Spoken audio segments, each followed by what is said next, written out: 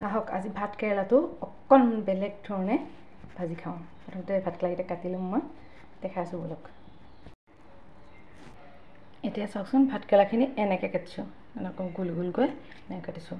কাটি ধুনীয়াকৈ ধুই ল'লোঁ। গেছতে অলপ পানী উঠাই দিছোঁ। তাৰপিছত তেতিয়া মই ভাত কেৰেলাখিনি অলপ বইল কৰি ল'ম। এতিয়া এইপিনে মিক্সাৰ বাতিটো লৈ লৈছোঁ।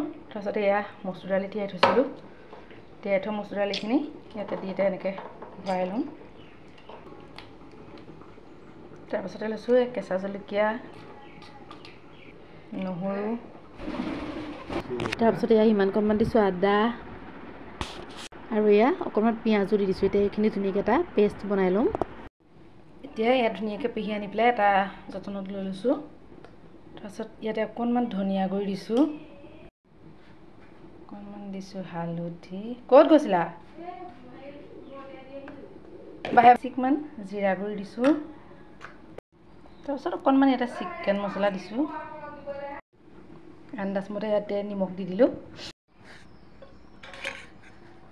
তাৰপাছতে এয়া 2 চামুচমান কৰ্ণফ্ল'ৰ দি দিছোঁ। দি এইখিনি ধুনীয়াকৈ এনেকৈ মিলাই ল'ম। আৰু এইপিনে এয়া বইল হোৱাৰ পাছতে ভাত কেৰেলাখিনি কাঢ়ি ল'লোঁ।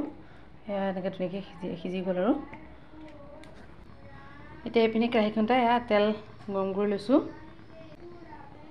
তাৰপিছত এতিয়া এই ভাত কেৰেলাখিনি এনেকৈ ইয়াতে এনেকৈ লেটিয়াই যাম ধুনীয়াকৈ।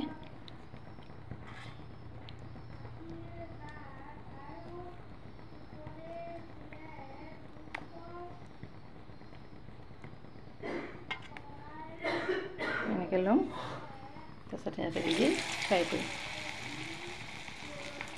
এতিয়া তেনেকৈ লেটিয়াই গোটেই ভাত কেৰেলাখিনি ফ্ৰাই কৰি ল'লোঁ।